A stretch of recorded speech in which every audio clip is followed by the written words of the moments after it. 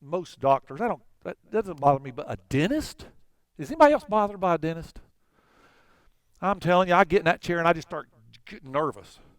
Just got to find my happy place because it's almost like it gags you. You've got this thing in your mouth, plastic stuff. His hands are all in there. Whew, it was bad. But what would have been funny is if I would have come, because one eye wasn't totally open. I mean, he gave me a lot of Novocaine. One eye wasn't totally open, and this side of my mouth never moved. It would just stay down here, and I smiled. Linda wanted to take my picture. I said, "You're not taking my picture." Probably didn't say it that well. Okay, so tonight we are going to talk a little bit about Jesus is the chief cornerstone. Now, how many good builder people do we have here who understand? Is Pete still in here? Nope. Somebody's got to help him out. So a cornerstone in Bible times, what was that? Somebody tell me what the cornerstone was. It was the first stone laid.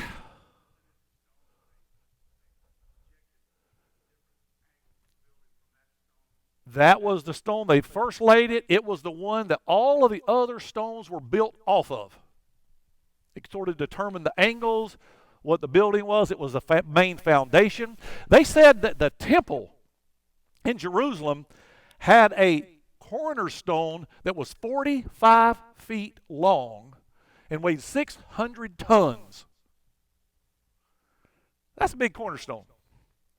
But it was the primary corner. It was at the corner of the building, the very first one laid, and it kind of set the stage for the rest of it. It was the good foundation for the whole building. So we're going to talk a little bit about that, and we have a couple things that are going to be fun, so I'm going to need some volunteers. So be thinking if you want to volunteer, get up here and have a really fun time. So I'm going to need a few volunteers. But our text is in Ephesians, the 2nd chapter. You want to turn over there? Ephesians, the 2nd chapter, verses 19, 20, and 21. There are two different passages in the New Testament that talk about Jesus as the chief cornerstone. So I'm going to read this passage, and I want you to tell me what you think it's talking about. There are a lot of great messages in this passage. So as we read it, what is it talking about what this chief cornerstone is going to do? Who is it? Who placed it? What's his purpose?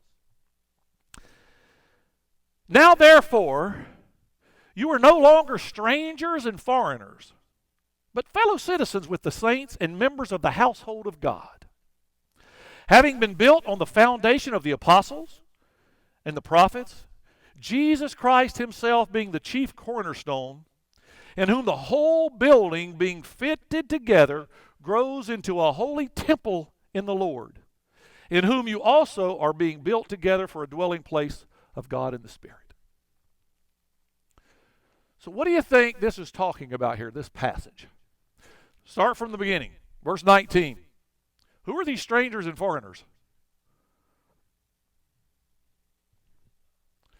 The Gentiles, exactly.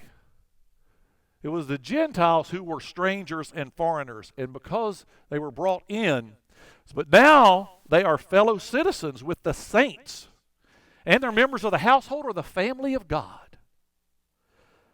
And they were built on the foundation of the apostles and the prophets.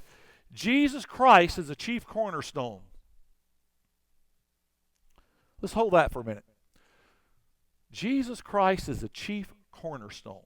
How does that word chief cornerstone fit in this context? Our whole faith is built on Jesus Christ, right? I mean, who we are, saints, family in the family of God, brothers and sisters in Christ.